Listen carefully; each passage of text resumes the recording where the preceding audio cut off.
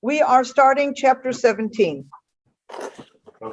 The last chapters of Judges, the last 20, we're going 17, 18, 19, 20, 21. The last 5 chapters of the book of Judges are very different from everything we saw until now. If you recall, all the stories we've seen until now from the beginning, there's always been some kind of, it's more or less the same pattern.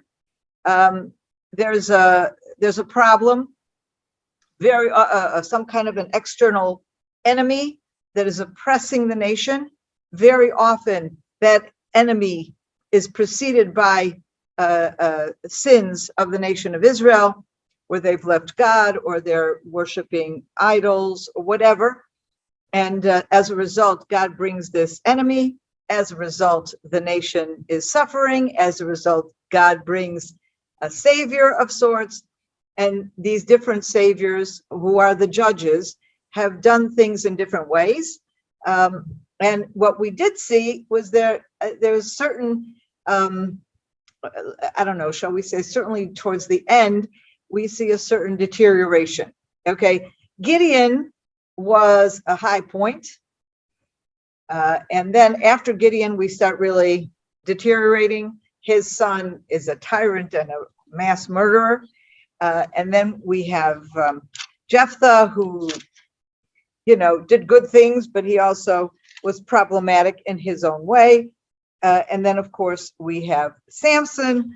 And again, he had some very good things about him, but he also was problematic. And these were the people that we've dealt with until now.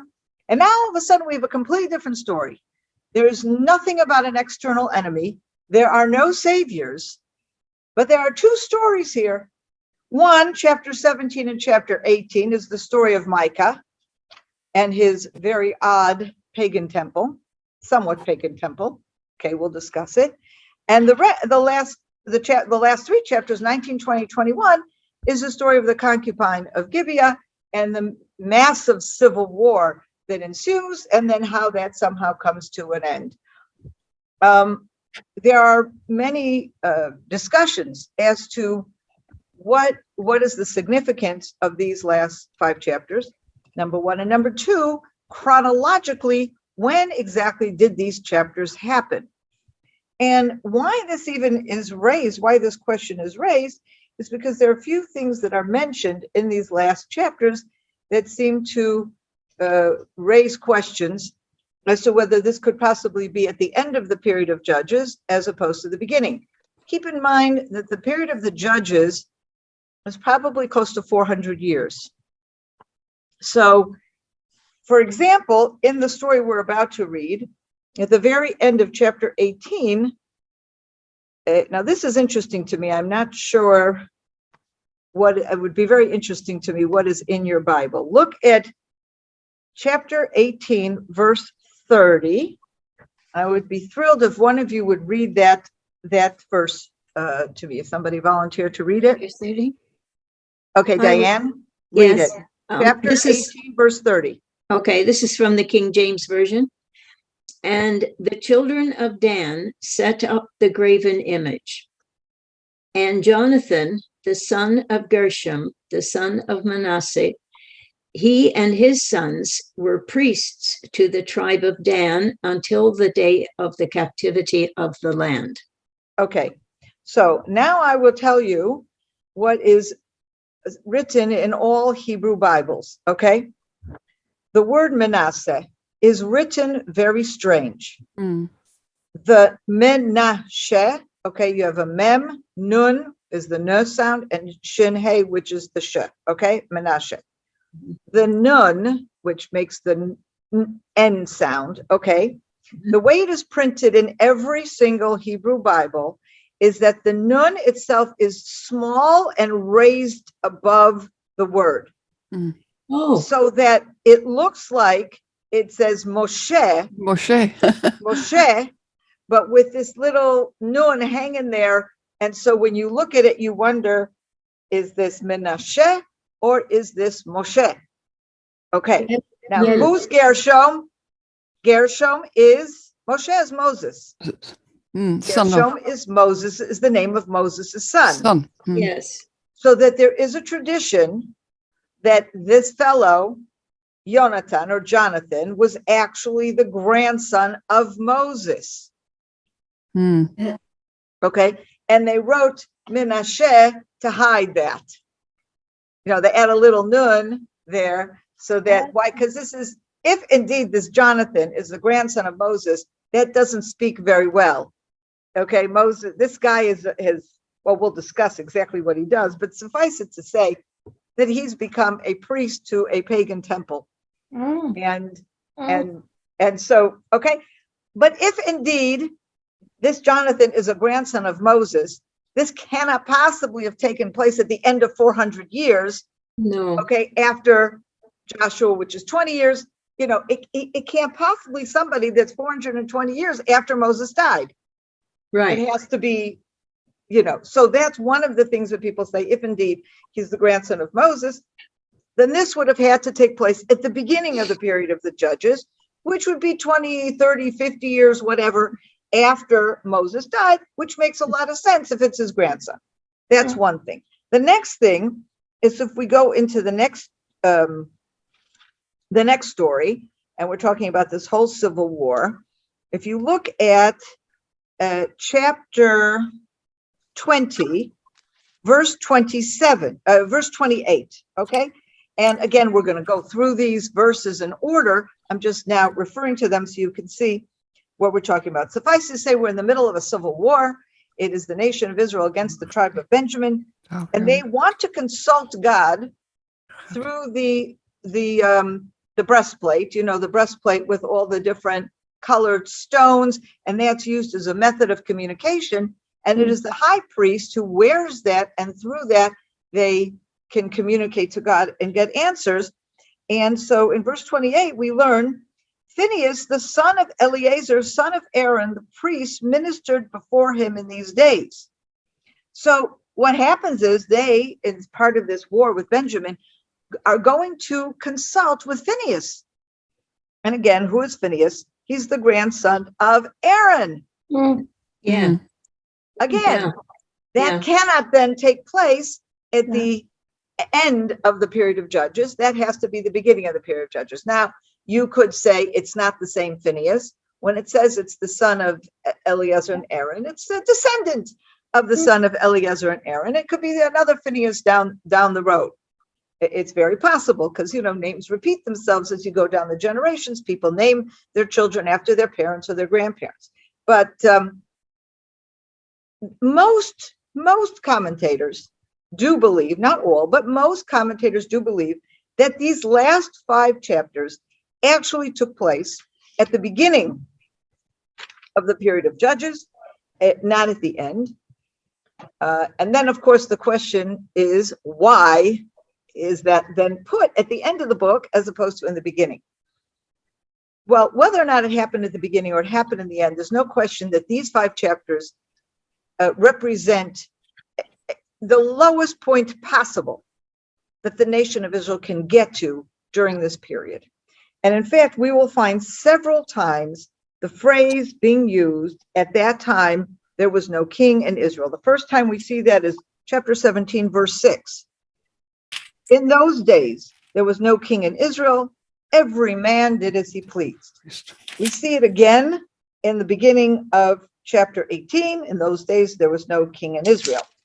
And it's again at the end of the book of Judges. So basically, the message that these verses are telling us is we are in a time of complete and total anarchy. Now, when we began the study of Judges, we talked about, to some extent, I believe, to what extent this type of government was a good thing. And we're going to come back to that question at the end of the book. In the book of Judges, we do not have a king. We have no central government at all. It is a tribal, organized kind of situation. Every tribe has its elders. And what we saw in the book of Judges is that very often a particular enemy was oppressive, not to the whole nation, but particularly oppressive to particular tribes. In the time of Deborah, we have a sense that there the enemy it's a Canaanite enemy in the north. It affects a great number of tribes, but not all of them. Deborah calls on everybody to join her in battle, and in her song of victory, she actually criticizes some of the tribes that don't come. So you see in the mind of Deborah, she at least is aspiring to have some level of national government. That at the very least, when there's a problem, where there's a war to be fought, that at the very least, everyone should be responsible to send their delegation of army and they will all fight together. But it doesn't happen, okay, in her time. And she's probably the one we see more than anybody that there's even a call to a national call, like a national call to arms. And even though she has that aspiration, it doesn't happen. We see, for example, in Jephthah. Jephthah is from the tribe of Manasseh. He's on the eastern side of the Jordan. And we noted how at the end of his battle against the Midianites and whatever, and he succeeds. But then following that, there's suddenly a civil war. And it seems clear that it's primarily the Manassites who are fighting. Then the Ephraimites are saying, why didn't you call us? Okay, but where's everybody else? And everybody else isn't there. You know, it's clearly just those tribes that are in that area of the country. And it's similar like Gideon. Okay, Gideon is also in Manasseh.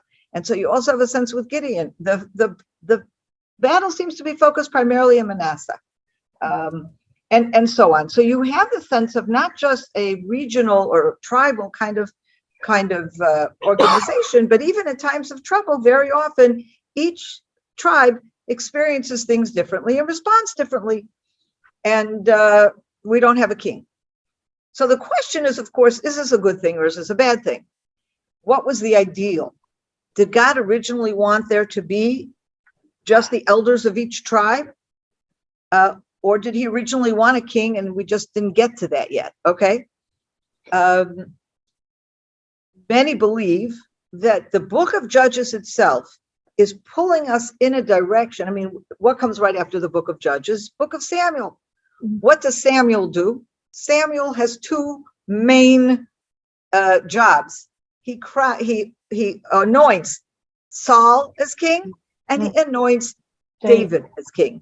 And of course, once David is anointed, that sets up the house of David, which is a perpetual house of kingdom for Israel to this very day. We, both Christians and Jews, believe that the Messiah is also from the house of David, so that the eternal king of Israel will always be from the house of David.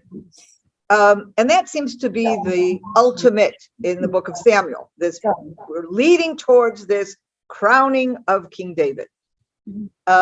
So there are many that see the book of Judges is setting the stage for why we need a king. Why all these different judges don't work, okay? And that these stories, which are probably the worst of the time, are put at the end of the book as a sort of culmination. Even though they may have happened at the beginning of the period, they represent all that is wrong with the system of the judges. Well, and of course, as we said here, it's not just that there's no king, but as we see in chapter 17, verse 6, not just that there's no king, but that every man does as he pleases. Total anarchy. No obeying any laws, not the laws of God, not the laws, the civil laws, no laws. They're just, everybody's doing what they want. So keep this in mind as we are reading and studying these stories. This is very much the message here. Now, what I will, though, ask is, despite all of this, what do you think, and I'm going to throw out this question, we're only going to come back to it at the very end of the book, what do you think was the ideal? Was ideally supposed to be that a tribal system would work without a central king, and only because it didn't work, we moved to a king? Or was ideally we were supposed to have a king to begin with? And this was just a transitional period of judges leading up to something that would bring the nation together and be ready for a king. I throw out that question, and we'll take it up again at the end of the book. So now let's just start With chapter 17 No. and the story. Okay. There was a man in the hill country of Ephraim whose name No. was Micah or Micah. He said to his mother, Oh, the 1,100 shekels of silver that were taken from you, so that you uttered an oath or imprecation. Is somebody? Number. don't recognise a mobile number, but don't recognise. Okay. Hope that's quiet now. Okay. So that you uttered an oath, a curse, something like that, which you repeated in my hearing. I have that silver, I took it. Okay, what do we learn from this verse? That Micah's mother had 1,100 pieces of silver. Someone stole it from her. When she discovered that someone had stolen it, she cursed. She said, whoever stole my money, he should be cursed. Okay. So her son comes to her and says, remember, that money you cursed. Well, I'm the one who took it. So what is her answer? The mother immediately says, blessed of the Lord be my son, said his mother. Now, many people see this as like, well, she had cursed him. She didn't know it was her son, but she cursed whoever had stolen the money. So as soon as she heard that it was her son, she wants to kind of bring the antidote to that curse and bless him instead. Okay. He returned the 1,100 shekels of silver to his mother, but his mother said, I herewith consecrate the silver to the Lord, transferring it to my son to make a sculptured image and a molten image. I now return it to you. So when he gave the silver back to his mother took 200 shekels of silver and gave it to a smith. He made of it a sculptured image and a molten image, which were kept in the house of Micah. Okay, so first of all, it's a little bit confusing here because in verse 3, it says he returned the money. And then it says in verse 4 again that he returned the money. So what you can see here is basically as soon as he admitted that he had taken it, he reaches out his hand and says, here's the money. And she says, wait, no, I don't want it. Because I've dedicated this money to build a temple to the Lord. Okay, he says, I sanctify this money to the Lord. Okay, and to do what? To make a graven image? How do you sanctify money to the Lord?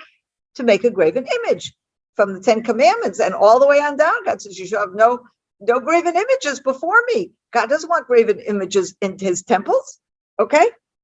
So that's of course a question. But then in verse 4, we see he gave it to his mother and then she took it and she took of that money 200 shekels and she had this graven image made. Okay. So of course, this raises a question. What's going on here? What does this mother have in mind? How is it that you would have a temple to the Lord that would be with an idol? On the other hand, there's a precedent for this. Okay. Now, if you will recall, when the nation of Israel comes out of Egypt, right after receiving the 10 commandments, Moses goes up to Mount Sinai and he's delayed.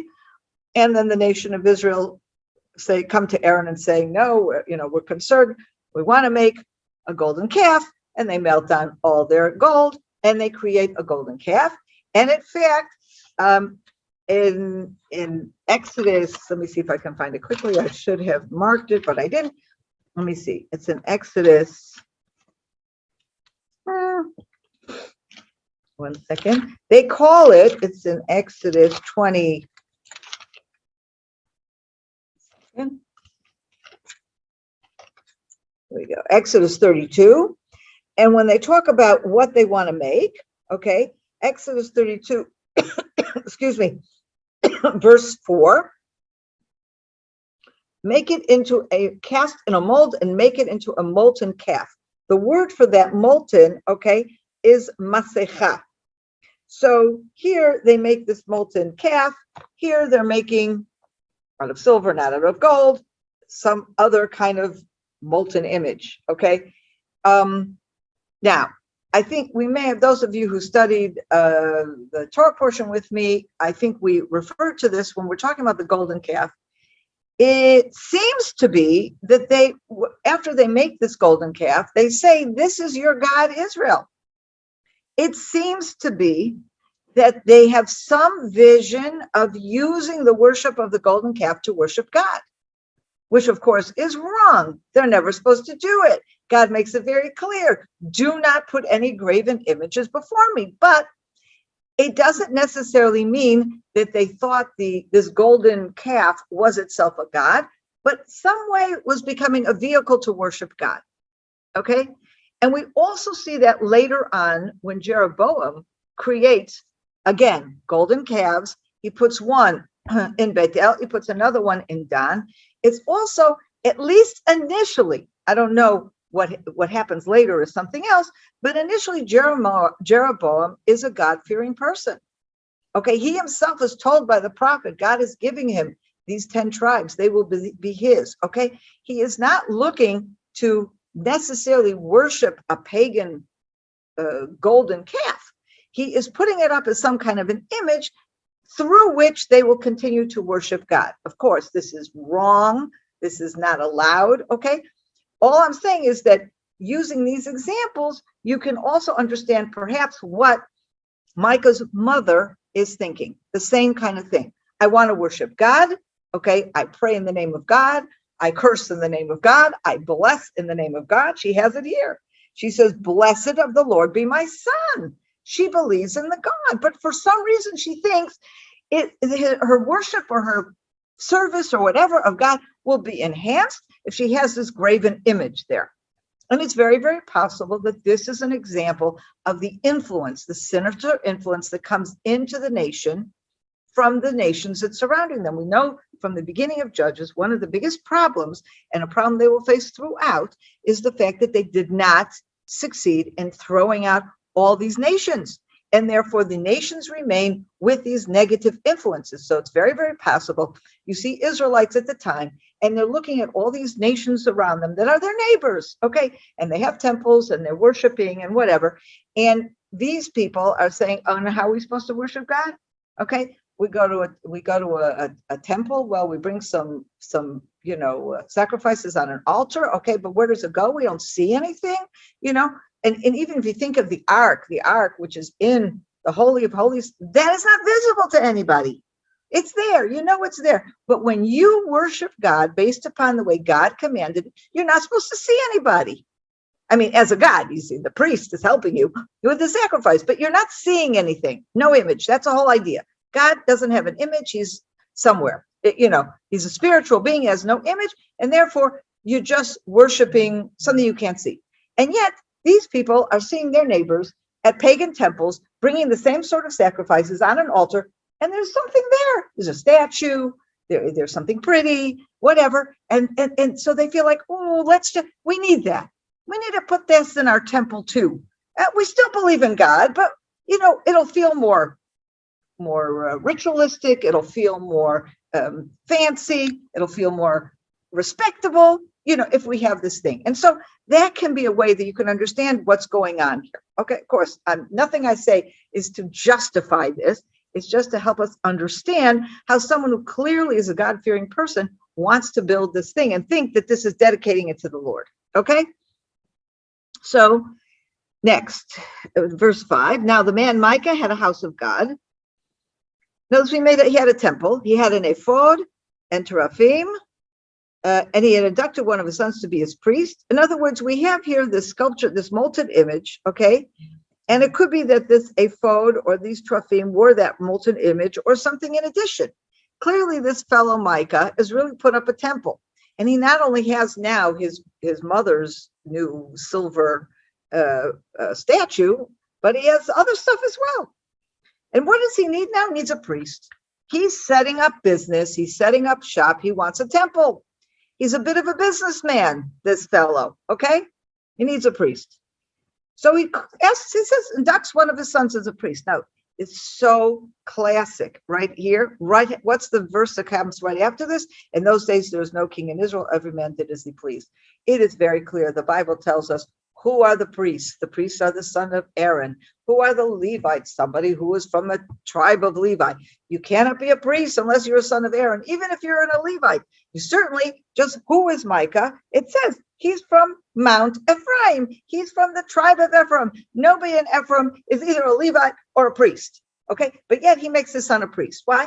He sees all the temples around him. Everybody has a priest. He doesn't have he's not from a Levite family. He's not from a priestly family. How's he going to get a priest?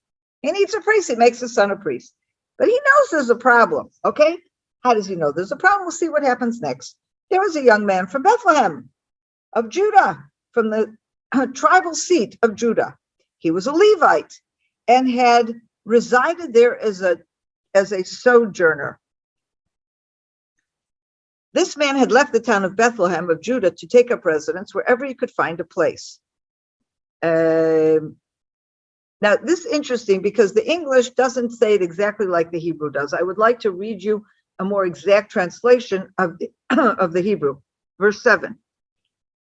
There was a young man from the Bethlehem of Judah, from a family of Judah, and he was a Levite, and he lived there. Now, lived there temporarily. Okay, so the classic question, which of course you cannot ask if you're reading it from the English, because there the question disappears, but the classic question is, you just now said that someone is a Levite. How can he be from a Judah family? He's either a Judean or he's a Levite. He can't be both. So one of the explanations I saw that makes a lot of sense, he says in those days, very often a family would adopt a Levite. What Micah's doing of having his own private temple is something that may well have been very widespread in those days. If you were a prominent family, you created your own temple, and that you could serve God in your own private temple. You brought your sacrifices, etc. And in order to do that, you needed a Levite. So it's very possible that this particular guy was a Levite who was kind of adopted by this Judah family to be their Levite. So it's not that he's a member of the family in the sense that he is born of a Judean father or mother, but he was part of this family because he served as their Levite. Now, again, this is a time when the tabernacle is in Shiloh. That is supposed to be a central place of worship, and yet we see that there's a problem. Now, here we're not talking about what's going on in Judah with this Levite. It doesn't mean they're pagan worshipers. It could be they had a little local altar and they're serving God on the altar, okay? But it's still a problem because this is during the time of the tabernacle, and there's not supposed to be each man making their own altar. Everybody's supposed to be coming to Shiloh. Okay. But what this tells us, and if we pay attention to these details, it gives us a lot of insight into what was going on at the time. We learn in the Bible what should be, but it's also very important to understand what was. And very often it is rare indeed where everything lives up to the should be, bar. Very often people fall short of that bar and they do things differently. And it's usually not a good thing, but it's also degrees of not good. If somebody has their own altar and they're worshiping God, that's certainly different than somebody worshiping God in a temple that has a statue there. And of course, it's not nearly as bad as someone actually worshiping a pagan god. Okay, anyway, this guy shows up. This man had left the town of Bethlehem of Judah to take up residence wherever he could find a place. Wherever he could find a place, I would interpret it, wherever he could find a job. He's a Levite for sale. Is there a temple out there somewhere? Maybe he fell out with this Judah people. Maybe he didn't like the neighborhood. Whatever, he's looking for a new job. On his way, he came to the house of Micah in the hill country of Ephraim. Where do you come from? Micah asked him. He replied, I am a Levite from Bethlehem of Judah, and I am traveling to take up residence wherever I can find a place. Stay with me, Micah said to him, and be a father and a priest to me, and I will pay you 10 shekels of silver a year, an allowance of clothing, and your food, a good deal. There he is. He got his job. He has a place to live, and he has a job being a Levite. And then it says the Levite went. That doesn't make a whole lot of sense, because what really happened is the Levite stayed. Okay, but it could just be, it meant he went to join the household of Micah. It's a little strange, but that's usually how it's seen. Okay. The Levite agreed to stay with the man, and the youth became like one of his own sons. Okay, which helps us with our explanation of the Hebrew before when we said from the family of Judah. So there he was like part of the family of Judah, and here we're learning he's going to be part of the family of Micah, who of course is an Ephraimite. Micah inducted the Levite, and the young man became his priest and remained in Micah's shrine. Micah's son lost his job. That's okay, because Papa's going to support him anyway. And now he is a Levite who's a priest. Now, he's not a son of Aaron, but being a Levite is certainly closer to an authentic priest than just one of an Ephraimite. Now I know, Micah told himself, that the Lord will prosper me since the Levite has become my priest. And again, look at this. Micah really cares what God thinks of him. Micah wants God's blessing. He is not a typical pagan, okay? But he's certainly falling short of what he should be. And this tells us a great deal about the period. So that's the beginning of the story. We will continue with the story next week with chapter 18. But this is an opportunity. If anyone has any questions or comments, we're happy to hear them.